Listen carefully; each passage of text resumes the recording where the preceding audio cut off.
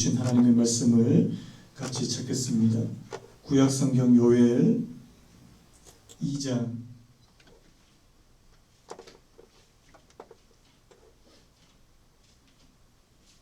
구약성경 요엘입니다. 2장 18절에서 32절까지 말씀을 제가 한 절, 여러분들이 한 절 교대로 읽도록 하겠습니다.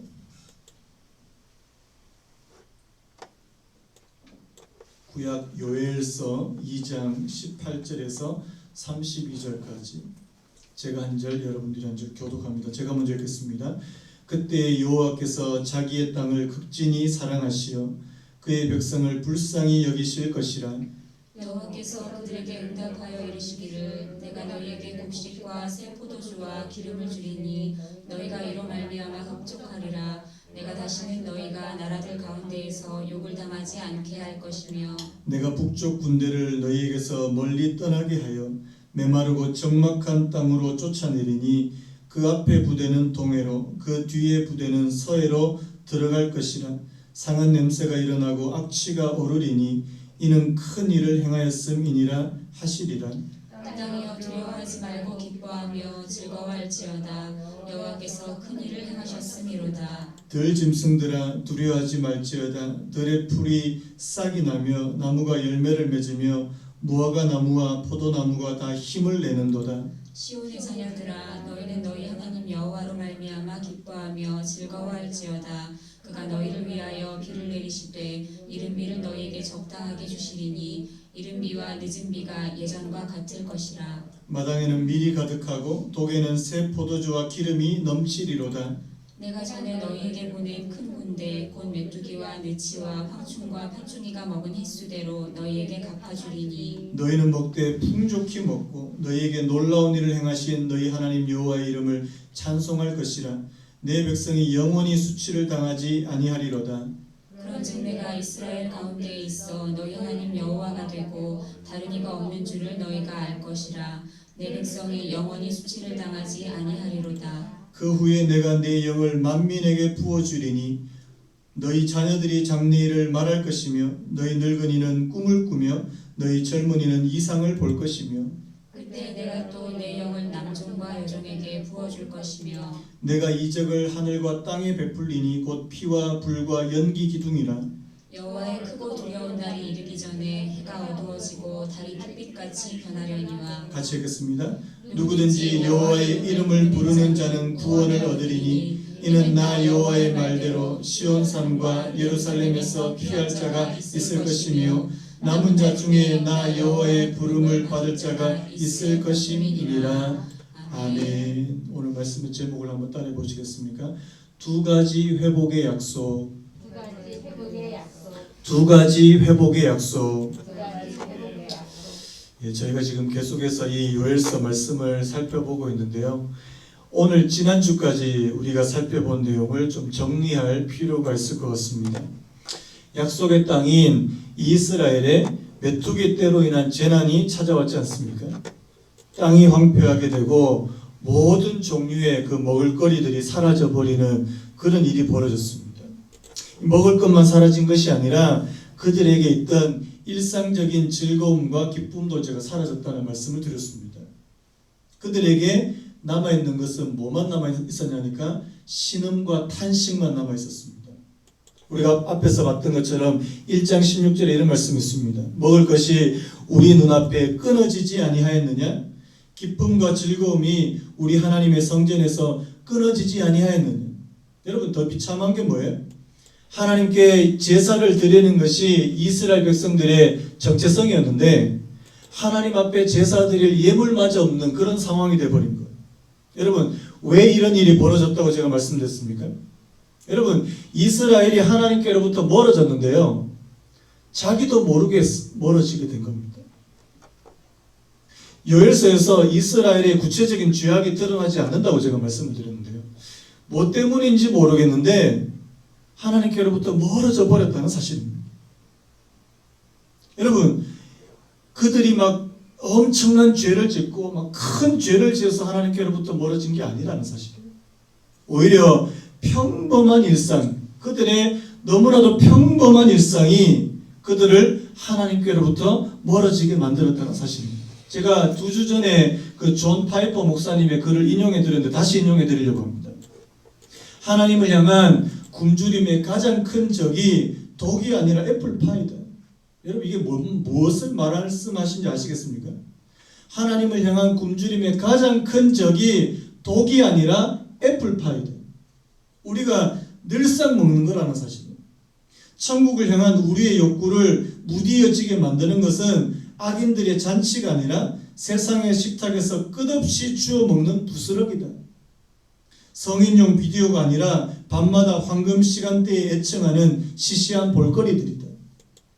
하나님을 사랑하는 마음의 가장 큰 적은 그분의 원수가 아니라 그분의 선물이다. 이게 여러분 무슨 말씀인지 아시겠습니까? 가장 위험한 욕구 대상은 끔찍한 악이 아니라 이 땅의 평범한 낙이다. 여러분 이게 뭘 말해요? 아주 막 우리가 막 나쁜 짓을 하고 살인을 하고 간음을 하고 도적질을 해서 하나님께로부터 멀어지는 게 아니라 그저 사는 데 바빠서 그저 평범한 일상에 파묻혀서 하나님을 놓치기가 쉽다는 말씀을 하고 있는 거 아닙니까?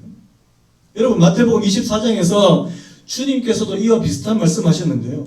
주님께서 다시 오실 때를 노아의 때를 비유해서 말씀하시는데 마태복음 23장 37절에서 39절에 이런 말씀이 있습니다. 노아의 때와 같이 인자의 임함도 그리하리라. 홍수전에 노아가 방주에 들어가던 날까지 사람들이 먹고 마시고 장가들고 시집가고 있으면서 홍수가 나서 그들을 다 멸하기까지 깨닫지 못하였으니 인자의 임함도 이와 같으니라. 이게 무슨 말이에요? 노아와 함께 살았던 사람들이 특별히 나쁜 사람이 아니라는 거예요. 그저 먹고 마시고 장가들고 시집갔다는 거예요. 그런데 그들에게 하나님께서 주시는 그 심판의 경고를 들을 수 없게 만들었다는 사실. 여러분 주님이 다시 오실 때도 이와 같다는 사실, 이게 굉장히 두렵게 다가오지 않습니까? 우리가 평범한 일상에 파묻혀 있을 때 나도 모르게 하나님께로부터 멀어질 수 있다는 사실이에요. 아마 여기 나오는 이스라엘도 그저 먹고 마시고 일상을 즐기고 있었을 겁니다. 그런데요, 갑자기 뭐가 찾아왔어요? 재난이 찾아왔습니다. 여러분, 재난은요, 때로는 저와 여러분들의 영혼을 깨우게 만드는 도구가 되는 줄로 믿습니다. 여러분 그 말씀하시잖아요. 고통은요, 저와 여러분들을 깨우는 하나님의 메가폰이다, 이런 말씀하잖아요. 하나님은 선지자를 통해서 지금 이스라엘을 깨우시는 거예요. 선지자가 이스라엘에게 지금 뭐라고 말합니까? 우리가 2장 12절에 이런 말씀이 있었지 않습니까? 여호와의 말씀에 너희는 이제라도 금식하고 울며 애통하며 마음을 다하여 내게로 돌아오라 하셨나니. 17절에서도, 우리 지난주 바로 봤던 17절에서도요. 여호와를 섬기는 제사장들은 낭실과 제단 사이에서 울며 이르기를 여호와여 주의 백성을 불쌍히 여기소서. 우리가 여기까지 지난주까지 살펴본 거 아닙니까? 선지자가 백성들에게 강력하게 회개를 촉구하고 또 이스라엘 백성들이 그것에 반응해서 하나님 앞에 회개하고 마음을 다해서 돌아오려고 했다는 사실입니다. 여러분, 그래서 오늘 이 18절이죠. 오늘 2장 18절, 그때에로 시작하는 2장 18절이 오늘 이 요엘서 전체를 이 절반으로, 반으로 나누는 굉장히 중요한 말씀이라는 사실입니다. 여러분, 우리가 2장 18절 그 바로 앞까지는요, 탄식과 신음과 탄원이에요. 탄원, 하나님께 대한 탄원이에요. 그런데 오늘 이 18절 이후로부터는 회복의 메시지가 나오더라는 사실. 회복, 구원에 관한 메시지가 나오더라는 사실. 여러분, 요엘서를 딱 두 단어로 요약하라고 말한다면 탄원과 회복입니다.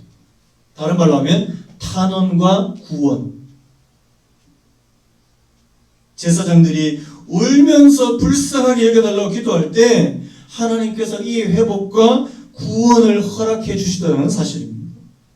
그런데요, 여러분, 이 회복과 구원의 이 근거가 되는 것이 오늘 이 18절에 나오는 이 하나님 아버지의 마음이에요. 여러분 오늘 18절 말씀 보니까 그때에 여호와께서 자기의 땅을 극진히 뭐 하셨다고요? 사랑하시어 그의 백성들을 불쌍히 여기실 것이라. 하나님의 마음을 두 가지로 표현하는데 하나는 사랑이고 하나는 긍휼이라는 사실입니다. 여러분 근데 이게 참 재밌는 부분이에요. 여기서 말하는 이 극진히 사랑하시어 해서 이 사랑의 원어가 뭐냐니까 이 카나라고 하는 단어인데요. 이게 원래 무슨 뜻이냐니까 질투라는 뜻입니다.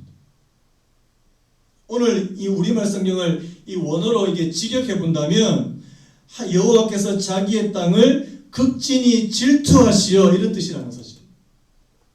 여러분 이 단어가 쓰인 말씀 다른 말씀이 어디에 나오냐니까 스가랴 8장 2절에 나오는데요. 스가랴 8장 2절에 있습니다.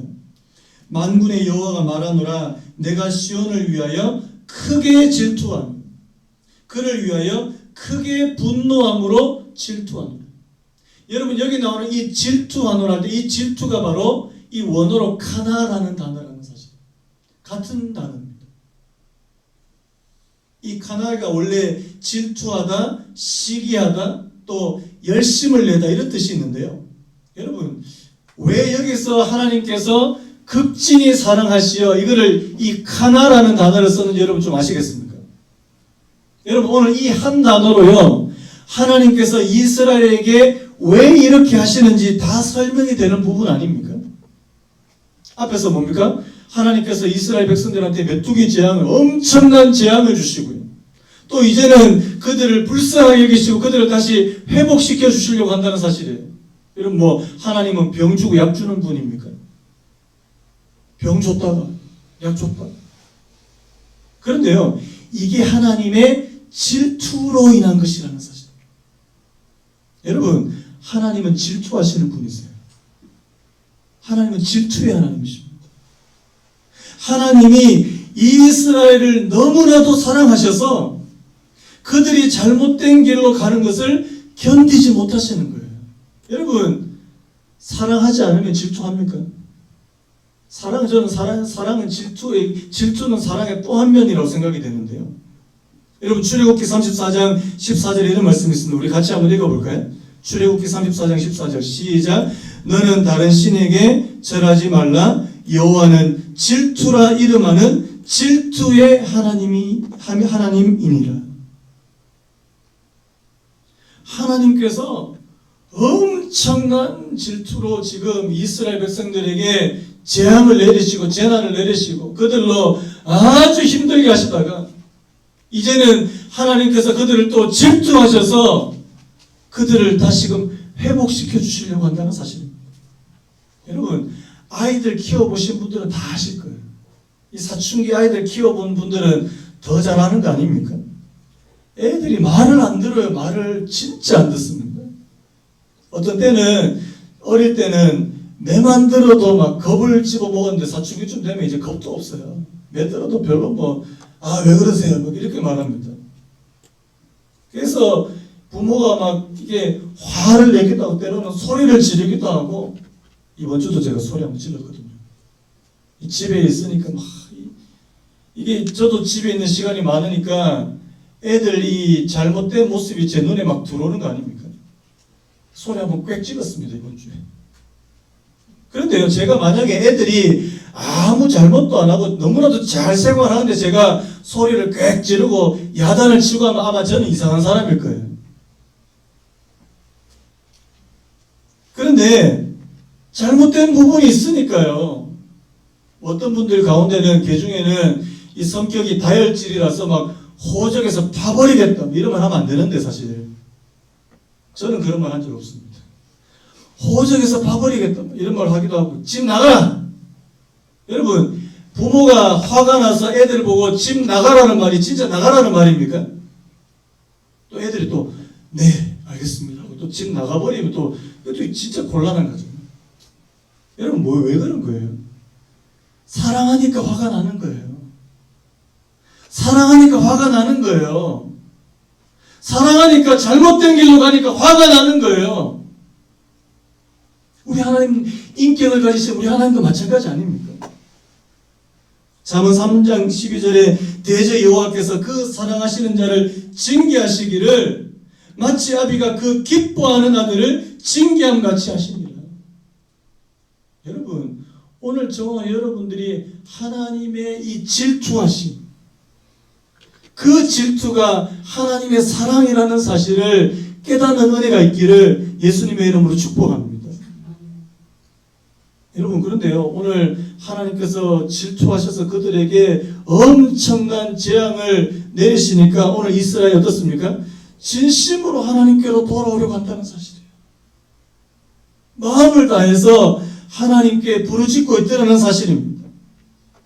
그들을 너무 사랑하셔서 치셨는데요, 이제는 그들을 너무 사랑하셔서 그들을 회복시켜 주시려고 하신다는 사실입니다.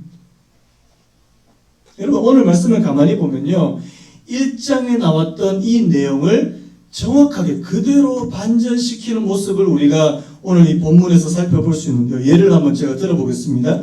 1장 4절에 이런 말씀이 있습니다. 팥중이가 남긴 것을 메뚜기가 먹고 메뚜기가 남긴 것을 너치가 먹고 너치가 남긴 것을 황충이 먹었도다. 근데 이거를요, 2장 25절에 보면 정확하게 반전시키시는데, 내가 전에 너희에게 보낸 큰 군대 곧 메뚜기와 너치와 황충과 팥중이가 먹은 횟수대로 너희에게 갚아주리. 또 보십시오. 1장 10절에 밭이 황무하고 토지가 마르니 곡식이 떨어지며 새 포도주가 말랐고 기름이 다였도다.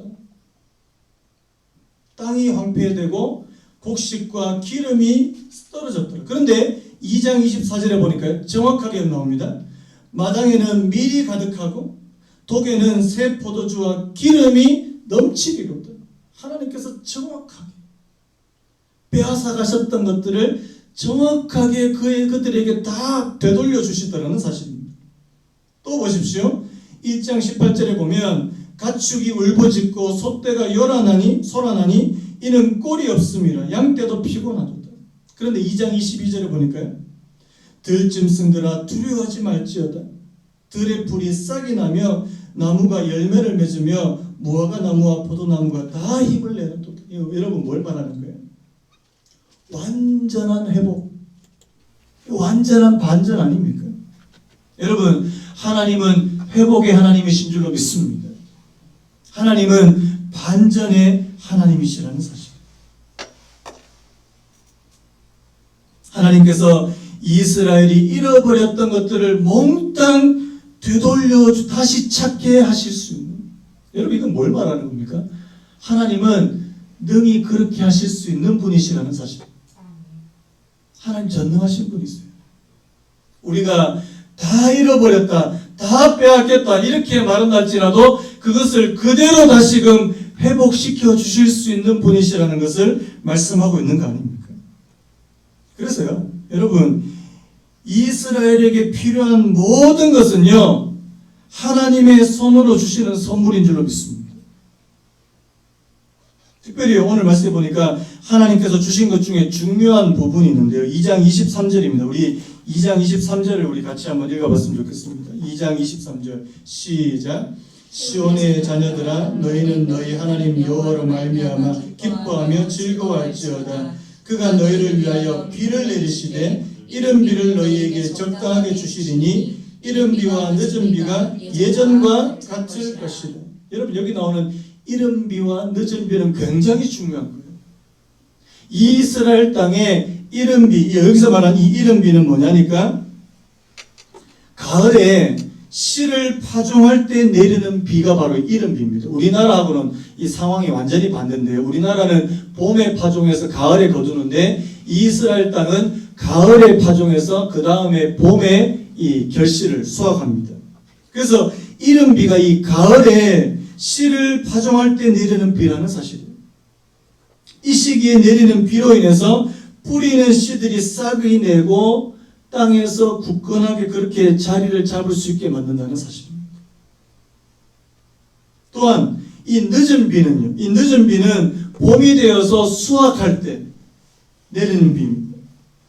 수확이 임박해서 곡식들이 제대로 연글고 이 결실을 맺도록 도와주는 비가 바로 이 늦은 비라는 사실입니다. 여러분, 이 이른 비와 늦은 비는요, 이스라엘에게 이 농사에 있어서는 반드시 필요한 것이라는 사실. 여러분, 아무리 열심히 농사 지어봐도 하나님께서 비 안 주시면 어떻게 되는 겁니까? 안 되는 거예요. 이번에도 보니까 많은 청년들이 막 취업 준비하고 막 시험 준비하고 다 준비했는데 연기. 그리고 어떤 가운데는 회사 같은 경우에는 구인 취소. 뭡니까? 하나님께서 허락하지 아니하시니까 안 되더라는 사실입니다.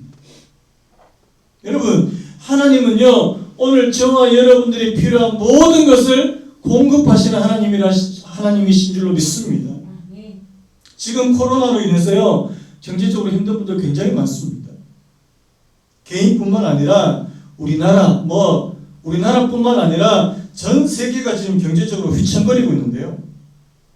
저는 이번 주에 이렇게 뉴스를 보면서 주가가 이렇게 추락하는 거 이때까지 본 적이 없는 것 같습니다. 2008년에 있었던 금융위기 때보다 지금 훨씬 더 힘들어질 거라는 그런 말도 들리거든요. 근데요, 여러분들, 사람들이 경제적으로 힘드니까 뭘로 해결하려고 합니까? 돈으로 해결한다는 사실. 미국에서 모든 개인들한테 다 $1,000씩 준대요. 좋겠죠? 돈 얘기 나오니까 눈이. 우리나라도 지금 재난기본소득 줘야 된다. 이렇게 주장하시는 분도 있는데, 여러분, 필요할지 모릅니다. 그런데 저는 이게 단지 돈으로 해결할 문제가 아니라는 생각이 들어요. 여러분, 물론 이 돈이 필요한데 사람들에게 필요한 게 이런 게 필요하지만 이것을 공급하시는 분도 하나님이시라는 사실을 먼저 기억하는 것이 먼저 필요하다는 사실입니다. 여러분, 오늘 본문에서도요, 이 부분을 강조하고 있는데요. 27절에 이런 말씀이 있습니다. 그런즉 내가 이스라엘 가운데 있어 너희 하나님 여호와가 되고 다른 이가 없는 줄을 너희가 알 것이라.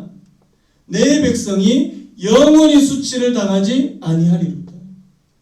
여러분, 하나님께서 이스라엘 백성들을 지금 회복시키시는데요, 세 가지 사실을 가르쳐 주려고. 세 가지 사실.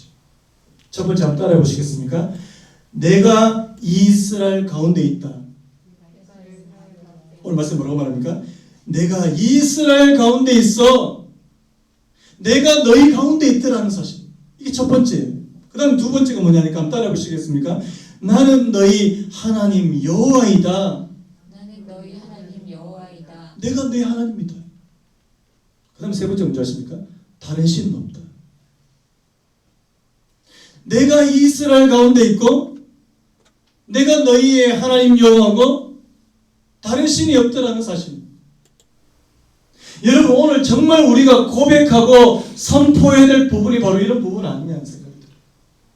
하나님께서 우리 가운데 계신다. 하나님이 우리가 진짜 믿는 그 여호와 하나님이시다. 다른 신은 없다. 여러분, 구약 역사에서 이스라엘 백성들이 끊임없이 하나님께로부터 징계를 받았던 이유가 뭐예요? 다른 신을 찾아간 거예요. 다른 신을.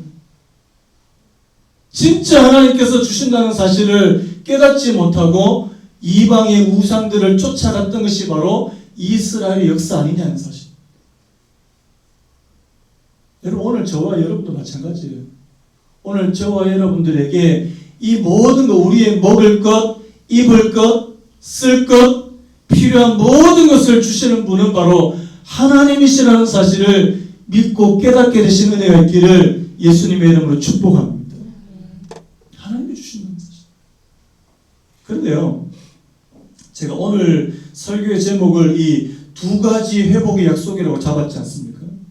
여러분, 오늘 본문을 가만히 우리가 살펴보면 하나님께서 이스라엘 백성들에게 두 가지 차원의 회복을 허락해 주시는 것을 볼 수 있습니다. 첫 번째는 제가 앞에서 이때까지 말씀했던 것처럼 물질적인 차원의 회복이에요. 그들에게 먹을 것이 다시금 생기게 되고 곡식과 포도주와 기름이 생기게 되는 그런 물질적인 차원의 회복입니다. 여러분, 이것도 중요해요. 그런데 오늘 더 중요한 것이 있더라는 사실입니다. 뭘까요? 영적인 회복이라는 사실.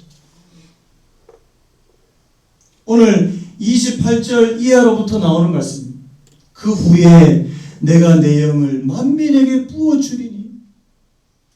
여러분, 지금 메뚜기 재앙으로 가뜩이나 먹을 것이 없는 이스라엘 백성들에게 물질적인 회복이 중요합니까? 안 중요합니까? 중요하죠. 그래서 사람들이 이제 먹을 것이 생기고 포도주가 생기고 이 기름이 생기니까 마음이 기쁩니다. 그런데 거기서 멈추면 안 되더라는 사실이에요. 여러분, 우리가 많이 빠질 수 있는 함정이 뭐예요? 거기서 멈춘다는 사실입니다. 거기서 경제적으로 좀 어려웠다가 하나님께서 그래도 불쌍히 여기셔서 경제적으로 조금 풀리니까 이제 난 괜찮네, 다 괜찮네. 여러분, 진짜 괜찮은 거예요? 영적인 회복이 있습니까? 거기에 하나님의 성령의 부으심이 있느냐는 사실. 여러분, 오늘 이 영적인 회복도 두 가지로 말씀하고 있는데요. 하나는 바로 성령 강림이고요. 또 하나는 이 구원이라고 그렇게 말씀하고 있는 것을 봅니다. 28절 말씀에 그 후에 내가 내 영을 만민에게 부어주리니 너희 자녀들이 장래일을 말할 것이며 너희 늙은이는 꿈을 꾸며 너희 젊은이는 이상을 볼 것이며. 여러분, 이 말씀 굉장히 중요한 말씀 아닙니까? 하나님이 단지 이스라엘에게 먹을 것과 입을 것만 주시겠다고 약속하지 않습니다. 그들에게 진짜 중요한 성령을 주시겠다고 약속하는 줄로 믿습니다. 그래서 여러분, 물질적인 회복보다 더 중요한 영적인 회복이라는 사실. 여러분, 우리 주님께서도 예수님께서도요, 누가복음 11장에 이와 비슷한 맥락으로 말씀하신 부분이 나옵니다. 제가 누가복음 11장 말씀을 한번 읽어드릴까요? 누가복음 11장 9절에 내가 또 너희에게 이르노니 구하라 그리하면 너희에게 주실 것이요 찾으라 그러면 찾아낼 것이요 문을 두드리라 그러면 너희에게 열릴 것이니. 여러분, 다 하는 말씀이에요. 따라할까요? 구하라, 찾으라, 문을 두드리라. 뭐 하라는 말씀입니까? 기도하라는 말씀 아닙니까? 근데 여러분, 무엇을 구하고 무엇을 찾고 무엇을 위해서 문을 두드리라는 말씀입니다. 그 바로 얼마 밑에 가지 않아서 11장 13절에 뭐라고 나온지 아십니까? 너희가 악할지라도 좋은 것을 자식에게 줄 줄 알거든. 하물며 너희 하늘 아버지께서 구하는 자에게 성령을 주시지 아니하시겠느냐. 여러분, 뭘 구하고 뭘 찾고 무엇을 위해서 두드리라고요? 성령이에요. 여러분, 오늘 저와 여러분들은 뭘 구하십니까? 무엇을 열렬히 찾으십니까? 하나님, 우리 남편요? 하나님, 우리 집사람이요? 하나님, 우리 자식이요? 취업이요? 사업이요? 이런 것만 열렬히 구하는데 진짜 열렬히 구할 성령은 안 계신다는 것이죠. 구하는 자에게 성령을 주시지 않겠습니까? 여러분, 이 구절의 병행 구절이 뭔지 아십니까? 이 마태복음 7장 11절에 이 구절하고 똑같이 나오는데요. 딱 한 단어만 다릅니다. 마태복음 7장 11절에 너희가 악한 자라도 좋은 것으로 자식에게 줄 줄 알거든. 하물며 하늘에 계신 너희 아버지께서 구하는 자에게 좋은 것으로 주시지 아니하시겠느냐. 누가복음에는 뭐라고요? 이 좋은 것이요? 성령을 주시죠. 여러분, 하나님께서 저와 여러분들에게 주실 수 있는 가장 좋은 것이 바로 성령이라는 사실을 믿으시는 은혜가 있기를 바랍니다. 근데 우리는 성령은 별로 안 구해요. 여러분, 오늘 저와 여러분들이 겪고 있는 이 코로나 사태, 이거 시간이 지나면 해결될 줄로 믿습니다. 그리고요, 이 코로나로 인한 경제적, 사회적 어려움도 시간이 어느 정도 지나면 해결될 거예요. 저는 해결될 줄로 믿습니다. 그런데요, 경제적으로는 회복이 됐는데 영적으로 회복이 안 되면 이게 문제 아닙니까? 제가 두려운 게 뭔지 아세요? 코로나 때문에 수입이 줄어들고 사는 것이 힘들어지는 게 제가 두려운 게 아니고요. 이것 때문에 저와 여러분들 개개인의 믿음이 다 떨어져 버리는, 하나님에 대한 사랑의 마음이 식어져 버리고 성령을 구하는 그 마음이 식어져 버리는 게 제가 제일 두려운 거예요.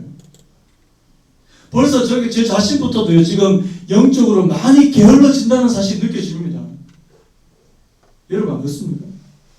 혼자서 뭐 예배당에 한 번씩 나와서 우두커니 앉아서 기도하는데 기도가 잘 안 돼요. 여러분 어떠세요? 아예 이번 기회에 그냥 방학이다 생각하고 이제 아예 자체 방학, 신앙생활도 방학, 아예 뭐 기도도 안 하고 하나님 찾는 것도 없고 아이고 뭐 다시 교회 가서 하지 뭐. 여러분 혹시 그런 생각하고 계시는 거 아닙니까? 제가 얼마 전에 그 교회 단톡방에 그 유기성 목사님 그 글을 올린 적이 있는데요. 이런 부분이 있습니다. 다시 모이게 해달라, 속히 다시 모이게 해달라고만 기도하지 말아야 된다. 주님을 바라보는 훈련이 되지 않으면 사역이 많아지고 바빠지면 주님을 잊어버리고 만다. 주님과 친밀히 동행하지 못하는 사람은 모일 수 없어도 힘들고 모여도 힘들다. 저는 이 말에 지금 100% 공감합니다. 근데 얼마 전에 감사하게요, 몇몇 집사님과 권사님들의 소식을 들었습니다.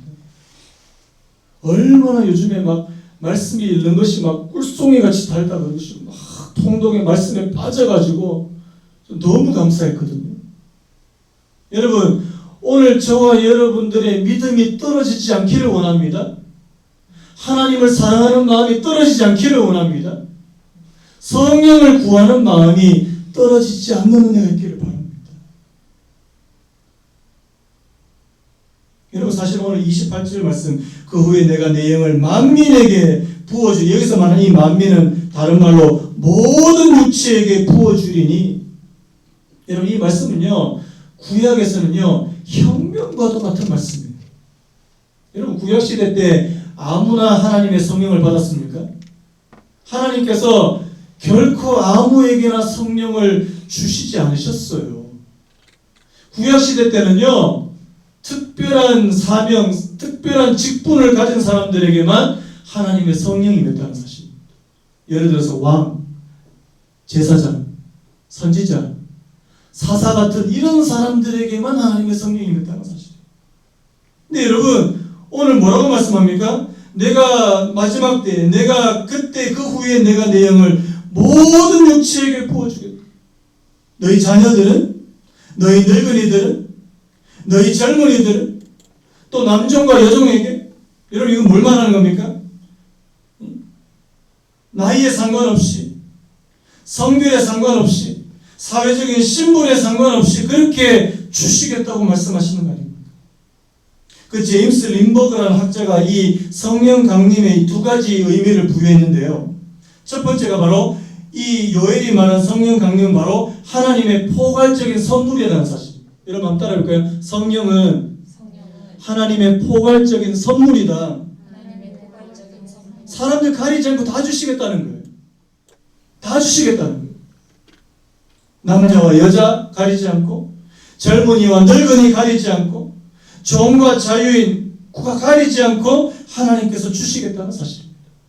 그 다음 두 번째, 주의 영을 받는다는 것은 한번 따라해볼까요? 하나님과의 직접적인 관계를 경험하는 것이다. 하나님과의 직접적인 관계를 경험하는 것이다. 여러분, 하나님은요 오늘 저와 여러분들에게 성령을 주시기를 원하십니다. 왜요? 우리가 직접 하나님과 교제하기를 원하시기 때문에 그렇다는 사실.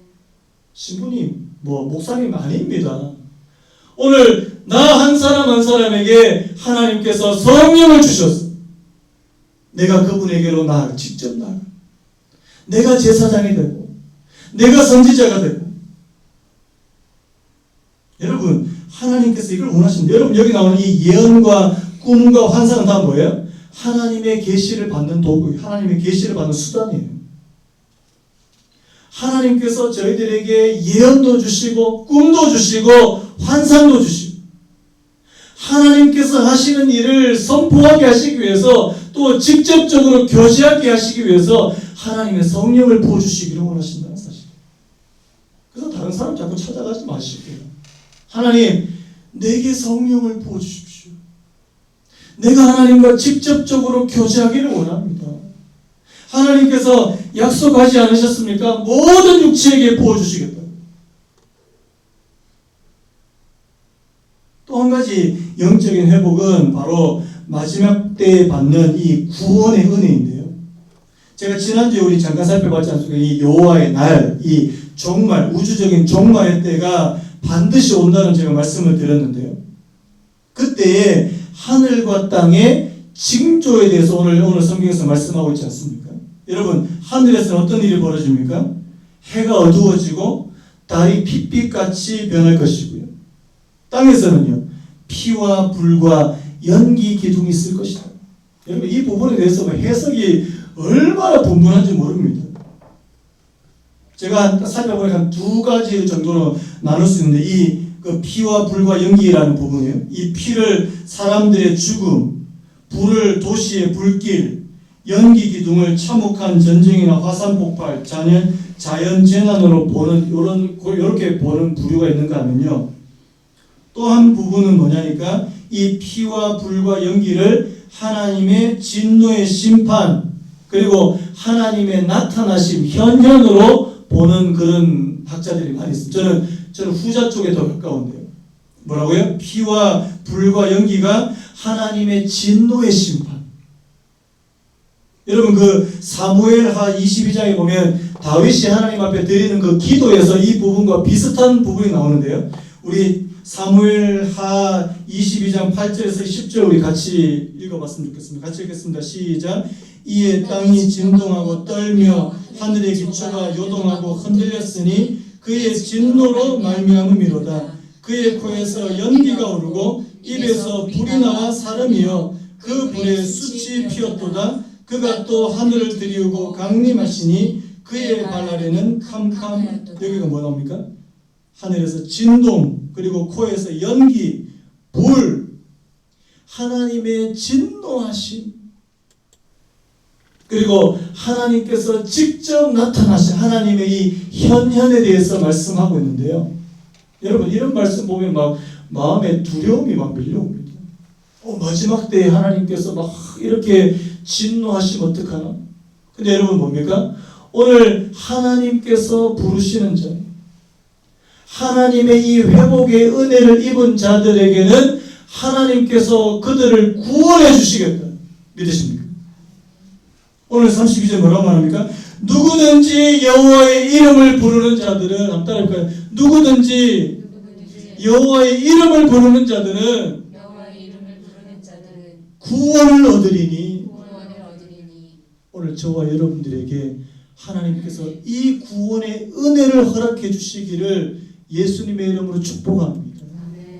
누구에게요? 하나님께로 돌아가는 자들, 진짜 하나님을 찾는 자들. 오늘 또 성경 말씀 뭐라고 되냐니까 32절 말씀에 누구든지 여호와의 이름을 부르는 자와 똑같은 표현으로 이렇게 말합니다. 너희 남은 자 중에 나 여호와의 부름을 받을 자가 있을 것임이니라. 무슨 말이에요? 하나님을 부를 수 있는 자는 누구냐니까 하나님의 부르심을 입은 자들이라고 그렇게 말씀한다는 것입니다. 여러분, 오늘 저와 여러분들이 하나님의 부르심을 받은 자 맞습니까? 맞냐고요? 하나님께서 내게 성령을 부으시고 나를 구원하시고 나를 부르시는 그런 부르심을 입은 사람 맞습니까? 그런 사람이 바로 이런 환난의 때에, 마지막 때에 여호와의 이름을 부를 수 있다는 사실입니다. 여러분, 임종 때 하나님의 이름을 부르는 분들이 있습니다. 믿는 사람 맞습니까? 천국으로 갈 겁니다. 하나님의 은혜의 품에 안기게 될 줄로 믿습니다. 그런데요, 임종 때 여호와의 이름을 못 부르는 사람이 있어요. 하나님 찾으세요 해도 하나님이 믿어지지 않는 분들이 있습니다. 그게 진짜 안타까운 거 아닙니까? 여러분, 오늘 저와 여러분들에게 하나님께서 은혜를 베풀어 주셔서 내가 평소에 뿐만 아니라 내게 이런 재난과 같은 상황이 벌어졌을 때도 하나님의 이름을 부를 수 있는 사람. 그 말은 무슨 말입니까? 하나님께로 나아갈 수 있는 사람. 하나님을 찾는 사람, 하나님을 의지하는 사람이 되시기를 예수님의 이름으로 축복합니다. 말씀을 마무리하려고 하는데요. 지금 안 힘드신 분은 아무도 없을 겁니다. 모두 다 이 시기가 빨리 지나갔으면 좋겠다. 4월 5일까지 이제 다 예배문도 이제 닫으라, 예배도 드리지 마라 그렇게 말하는데 아마 이 시기가 빨리 지나갔으면 좋겠다. 아마 다 그렇게 생각하실 거예요. 그런데요, 하나님께서는 단순히 우리가 옛날 상태 그대로 돌아가는 거 원치 않으신다는 사실. 오늘 말씀드렸죠? 물질적인 차원에서의 회복. 그것만 하나님께서 저희들에게 주시고자 하신 것이 아니다. 오늘 저와 여러분들에게 더 큰 회복을 허락해 주신다는 사실을 믿으시면 되길 바랍니다. 영적인 회복. 성령을 주시고 우리에게 참된 구원의 은혜를 베풀어 주시겠다. 제가 오늘 말씀을 마무리하면서 그 도종환 시인의 그 흔들리며 피는 꽃 이 부분을 제가 인용해 드리면서 말씀 마무리하려고 하는데요. 제가 예전에 이 흔들리며 피는 꽃 이 시를 한번 여러분들에게 읽어 드린 적이 있습니다. 들어보실래요? 흔들리지 않고 피는 꽃이 어디 있으랴? 이 세상 그 어떤 아름다운 꽃들도 다 흔들리면서 피었나니, 흔들리면서 줄기를 곧게 세웠나니, 흔들리지 않고 가는 사랑이 어디 있으랴? 젖지 않고 피는 꽃이 어디 있으랴? 이 세상 그 어떤 빛나는 꽃들도 다 젖으며 피었나니, 바람과 비에 젖으며 따뜻하게 피었나니, 젖지 않고 가는 삶이 어디 있으랴? 여러분, 흔들리지 않고 필 수 있는 곳이 없다고 말이죠. 오늘 저와 여러분들도 흔들립니다, 이 땅에서. 그런데요, 이 흔들리면서 저와 여러분들의 믿음이 더 견고해지고 하나님께서 저희들을 물질적인 차원에서만 회복시켜 주시는 것이 아니라 진짜 중요한 영적인 회복, 하나님 내게 성령을 부어주십니다. 하나님 내게 진짜 참된 성령의 사람이 되어서 하나님의 사람이 되어서 그렇게 살아가는 것을 보기를 원하십니다. 하나님 그 회복을 이루어갈 수 있는 은혜를 허락하여 주옵소서. 하나님 앞에 기도하시는 저와 여러분 되시기를 예수님의 이름으로 축복합니다. 우리 아까 불렀던 찬송가인데요. 빈들의 마른 풀같이 시들은 나의 영혼, 주님의 허락한 성령 간절히 기다리네. 감으로 메마른 땅에 단비를 내리듯이. 하나님 오늘 저희들의 마음이 감으로 메마른 땅과 같습니다. 단비를 내려주시기를 원합니다. 하나님의 이른 비와 늦은 비를 주시는 그 하나님처럼 오늘 저희들의 심령에 하나님의 성령의 단비를 허락해 주시기를 원합니다. 그런 마음으로 오늘 말씀을 생각하시면서 오늘 찬송 부르고 오늘 예배를 마치겠습니다.